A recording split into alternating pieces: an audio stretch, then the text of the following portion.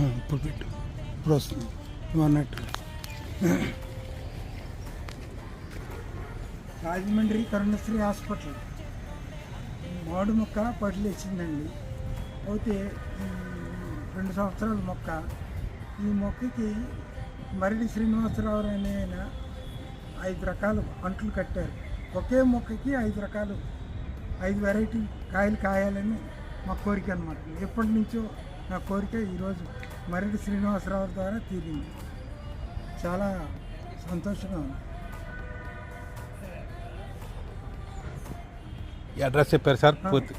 Rajahmundry Karunasri hospital. Doctor గారి పేరు చక్రధర్ శ్రీనివాస్ పాండురంగరాజు, ఎండి general అండి.